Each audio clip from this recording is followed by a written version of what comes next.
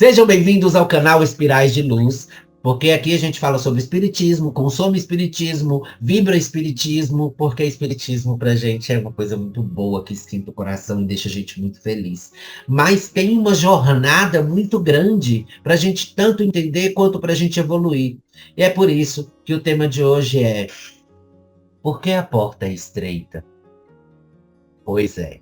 Vamos falar sobre a porta estreita.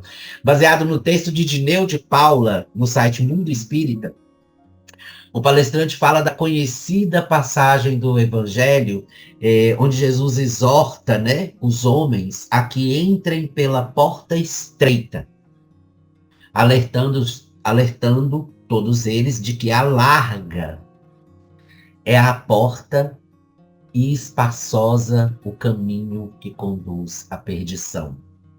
Além de serem muitos os que entram por ela. A gente precisa pegar o conceito de perdição e entender que perdição aí não é um conceito, não é através de um conceito banal, como muita gente usa, mas é de perder-se como ser, como essência, perder-se dentro dos seus projetos. Eu tenho uma amiga psicóloga que ela vai amar essa colocação. Perder-se psicologicamente. É uma pura verdade. Gente, Mateus capítulo 7, versículo 13 e 14 fala o seguinte: e porque estreita é a porta e apertado o caminho que leva à vida, e poucos há que a encontrem. Olha, nós somos a criação de um Deus pleno de amor, justiça, bondade e poder consagrado à humanidade como um autêntico Pai, certo? É por isso que a gente personifica Deus, porque a gente tem a ideia de que Deus é Pai. E na verdade Deus é um Criador. Não é só um Pai, Ele é mais que isso. Então nesse plano nós temos um quê? Um ser criador amoroso que estabelece nos roteiros de seus próprios filhos uma passagem estreita e de difícil acesso à felicidade. Já a porta para o erro apresenta-se larga, a ponto de serem poucos os que saem bem na escolha. Ou seja, se você colocar numa visão bem física, você tem a porta estreita lá no final do corredor e um monte de porta larga aberta para o povo passar. Quem vai até o final do corredor para passar pela estreita? Sendo que tem essas largas todas que eu posso passar por elas. É mais ou menos por aí a lógica de decisão humana, sabe? Emmanuel, ele ajudou a gente a entender essa metáfora pelo livro Ceifa de Luz. Ele assevera que nosso dever é como se fosse nossa escola e que a porta estreita a que se refere Jesus é o esforço para manter a fidelidade que nos cabe, limpa e constante mediante as obrigações assumidas diante do bem eterno.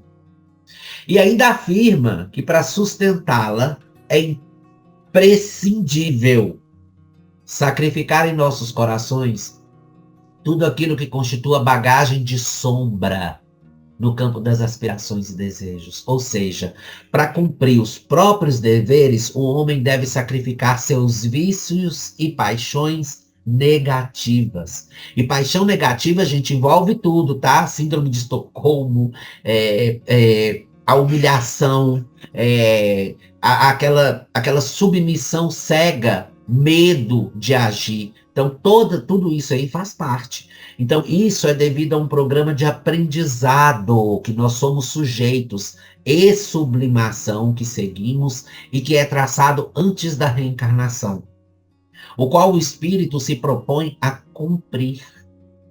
Mas para sua realização, o caminho é árduo, pois a eles se contrapõem os hábitos do homem velho, necessitado de retificar suas concepções e se adequar a uma harmonia das leis cósmicas. Então, esse processo aí é um processo tão complexo que a gente, voltando para os estudos de Kardec elucida em O Livro dos Espíritos, nas questões 614 e nas questões seguintes, que Deus rege o universo com base em leis perfeitas. plenas de justiça e misericórdia, voltadas a realizar a felicidade do homem. O único problema é que o homem, às vezes, ele acha que ser feliz é satisfazer todas as suas próprias vontades, não importando se isso interfere na vida do outro. Olha, essas leis, elas indicam o que deve fazer ou deixar de fazer, e ele só é infeliz quando delas se afasta.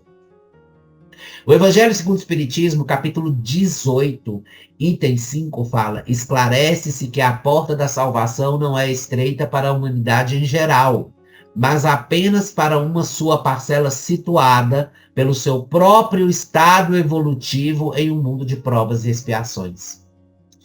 Então, não faz mesmo sentido que um Deus amoroso estabelecesse uma sistemática na qual a conquista da felicidade é extremamente difícil, a ponto de ensejar a perdição da maioria de suas criaturas.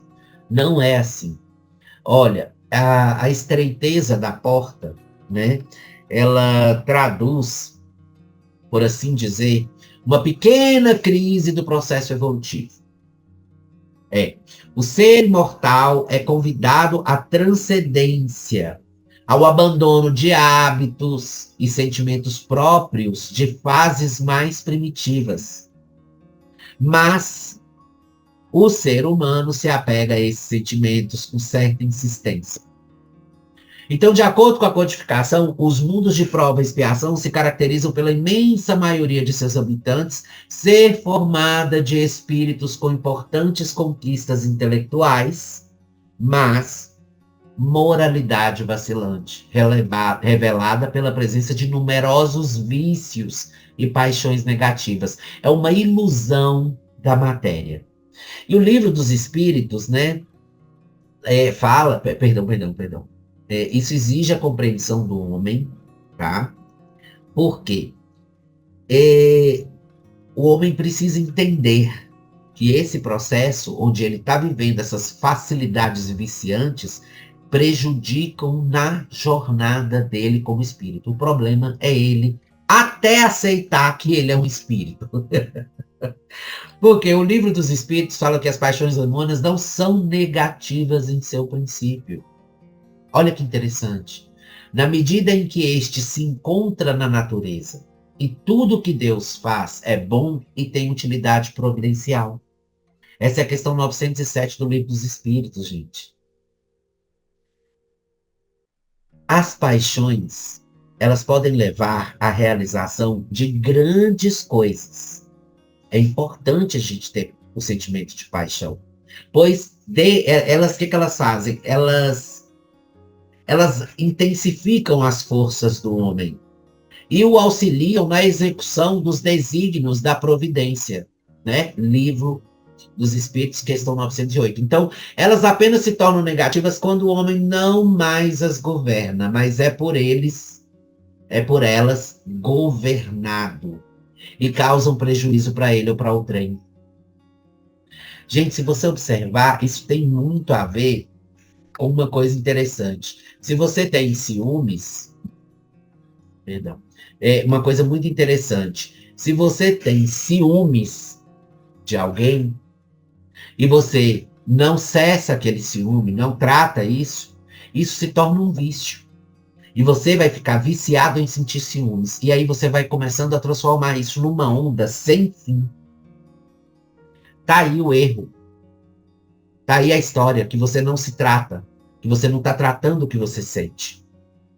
Então, voltando para o assunto, o que acontece? A espiritualidade superior, ela é enfática ao afirmar que o homem, pelos seus esforços, pode vencer as suas más inclinações. Ela destaca que falta ao homem a vontade de se reformar e ainda lamenta: quão poucos dentre vós fazem esforços. É preferível não fazer esforço. É assim que o homem pensa. A humanidade terrena passa por uma crise evolutiva de moralidade, revelada pela vivência de paixões negativas, sobre os quais não exerce o devido controle quando poderia fazê-lo. E para isso é necessário ter disciplina, gente, para controlar as próprias tendências negativas, o que exige esforço, mas é algo plenamente viável.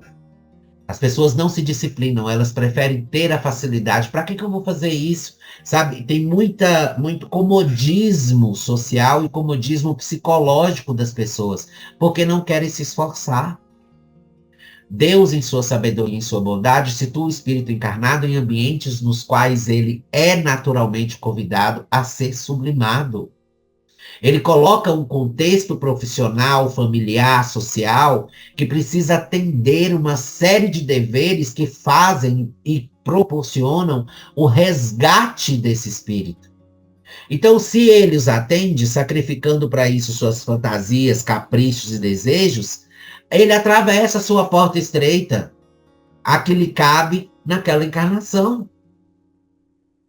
Agora, trocando em conceitos práticos, é necessário e urgente que a criatura encarnada se empenhe em ser um profissional honesto, competente, um pai ou mãe presente, dedicado, um filho respeitoso e obediente, um aluno estudioso, um irmão compreensivo, um esposo fiel e afetuoso, um cidadão honesto e por aí vai. Mas isso tudo com a intenção de atentar para os deveres de cada dia e cumpri-los, sem buscar desculpas para a conduta indigna que ele está tendo ou que ela está tendo. O livro, Como Ensina o Espírito Lázaro, no item 7 do capítulo, deixa eu ver, capítulo 17 do Evangelho segundo o Espiritismo. Na ordem dos sentimentos, o dever é muito difícil de cumprir-se, por se achar em antagonismo com as atrações do interesse e do coração. Então ele também afirma que o dever é o mais belo laurel da razão. Então, gente, o senso do dever é o mais belo e o maior prêmio que a razão esclarecida confere ao homem. Ele lhe ela, assim, olha, essa coisa toda do dever possibilita identificar o que se deve fazer, embora a própria conduta, por vezes, contrarie os desejos mais profundos de seu coração. Uma vez feita essa identificação, que é aquela pergunta que a gente faz, gente, o que é que eu vim fazer aqui nesse planeta? Gente, é aplicar a vontade firme para viver e fazer o que é certo. O que implica domar os maus instintos, essa velha herança do primitivismo, que impede a conquista da paz e da plenitude, impede a evolução intelectual e a consolidação da evolução moral. Enfim, seja ético, faça o certo. A evolução moral constitui a conquista por excelência, que faz o espírito ascender na escala espiritual. Se você olhar, a espiritualidade superior admite 3 grandes ordens ou categorias principais de classificação na referida escala: espíritos imperfeitos, bons espíritos e espíritos puros. Está lá no livro dos espíritos, nas questões 100 e outras, e subsequentes. O dever está nessa transição. E para passar de espírito imperfeito para bom espírito, o ser imortal precisa vencer por completo as más paixões e ter apenas o desejo do bem. Saibam perfeitamente que intelectualidade, conhecimentos e ciência não vão fazer diferença nenhuma depois de você desencarnar. Só a questão moral. Exatamente. Conforme consta, é tanto que quando você desencarna, né, gente? Você vai lá para o plano espiritual, você acaba numa escolinha para aprender a viver como espírito. Não adiantou nada o conhecimento que você teve na Terra, intelectualidade, status, postura, cargo, se você não tem moral. Por quê?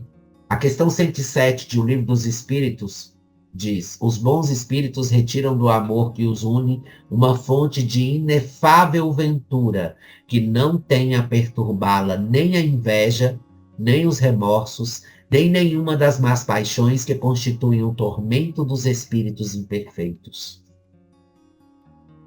Olha que interessante. Porque à medida que você evolui, que você é capaz de abrir mão e de fazer essa mudança, nada mais vai te afetar, nada mais vai tirar você do sério, nada mais vai fazer você, meu Deus, eu não estou suportando isso. Nada disso vai acontecer. Porque é uma peculiaridade de desejar apenas o bem, de não possuir mais paixões malévolas. É que torna os bons espíritos tão notáveis, que muitas vezes são incompreensíveis em sua psicologia. Porque o ser humano tem a mania de voltar o olhar material para a vida espiritual. Ninguém consegue, gente, o pleno domínio das mais paixões em um repente. E nem surge sublime de um instante para o outro. Olha o sublime, não existe isso. A evolução é um processo gradativo, todos nós sabemos. Você planta uma semente, a semente vai sair uma folha, da folha vai sair um caule, do caule vai virar um caule ou uma árvore. Mas vai demorar anos para acontecer isso. Porque, embora possa ser acelerado enormemente pela própria vontade, tudo tem o seu tempo. Pode-se afirmar que há a porta estreita situada ao término de uma longa jornada, com certeza, que marca a transição da fase de espírito imperfeito para a de bom espírito. Mas também existe a porta estreita de cada existência, a fim de que ela seja bem aproveitada. E nesse processo, Deus é que dosa as experiências conforme as possibilidades de cada um de seus filhos. Não adianta você colocar uma pessoa que não é capaz de vencer aquela situação numa situação horrorosa que ela não vai conseguir vencer. Mas quando a pessoa se propõe, eu vou me esforçar e eu quero, chega aqui, passa pelo véu do esquecimento e se ilude de novo com as paixões da matéria, ele vai reencarnar novamente e aí as coisas vão só ficando piores. E a porta de estreita, ela vira um pedaço quase impossível de passar, a não ser que você abra mão das coisas. Porque por que a gente não consegue atravessar essa porta, gente? Porque a gente tem uma carga emocional, uma carga de atitudes e uma carga energética gerada por isso tudo, que aumenta a nossa aura e a gente não vai conseguir passar por uma porta estreita. Essa aura aumentada negativamente é a nossa impossibilidade de ir para o próximo passo na escala da evolução. E a gente fica alimentando isso por muito tempo. Ao homem resta, em sua condição de aprendiz, nessa grande escola da vida, identificar e cumprir os seus deveres de cada dia. Aquele que não cumpre, não pense em você, gente, ele faz maldade comigo todos os dias e não será justiçado, meu bem. Aqui se faz, aqui se paga. Plantou, colheu. Ação e reação. Vai acontecer uma hora que essa pessoa vai ser desmascarada. Nenhuma mentira hoje em dia, nos dias de hoje, fica para trás. Entender que a sua felicidade não vem de realizar fantasias e caprichos que frequentemente apenas refletem o desejo de reviver hábitos de um passado que convém deixar para trás em caráter definitivo é essencial. É essencial. Sabe por que eu estou falando isso? Porque nós, como espíritos, trazemos de outras encarnações hábitos negativos e destrutivos que nos fazem ou ser submissos ou ser dominadores. E aí desenvolvermos, como a minha amiga psicóloga sempre fala, transtornos narcisistas. E aí é um controle, uma necessidade de controle, uma necessidade de fazer mal para o outro porque se sente bem fazendo isso. E uma alimentação de sentimentos horrorosos que vão somente fazer mal, prejudicar, machucar, magoar. Não é por aí. Não é por aí. Só se consegue mudar compreendendo que compete basicamente ser digno e bondoso e aplicar a vontade firme na realização desse projeto. Constitui um roteiro de libertação, tá? E conseguir chegar aonde você precisa para que essas mudanças todas aconteçam é extremamente necessário e importante. Para isso, saiba o significado da palavra renúncia. Viva essa renúncia. E lembre-se que quando você renuncia a algo que você está fazendo, que faz mal para os outros ou faz mal para você mesmo, você está deixando de fazer o mal, está fazendo o bem. Fazer o bem é o único jeito de você abrir a sua porta estreita e entrar para sua nova era evolutiva. É por isso, desse jeitinho que eu falei para vocês, que a porta é estreita. É estreita. Mas como dizia minha mãe, tudo que é mais difícil é mais gostoso. Então, para você que gosta de desafio, o seu desafio maior é vencer os próprios vícios e passar por cima dos erros. E que sua porta esteja aberta. Acho que ficou explicado, né? Gente, vai lá correndo no Facebook, segue nossa página Espirais de Luz, vai no YouTube, se inscreve, ativa o sininho, porque tem palestra lá para você assistir, tem muita coisa para você assistir, tem muito material lá, mastigadinho para você ver como é que é entender, porque é isso que a gente precisa fazer. A gente tem que unir nossa intelectualidade, nosso conhecimento, nossa vivência e o ato da bondade, para a gente poder ter uma porta ampla para passar, né? Se Deus quiser. Muito obrigado, até a próxima. Beijos de luz.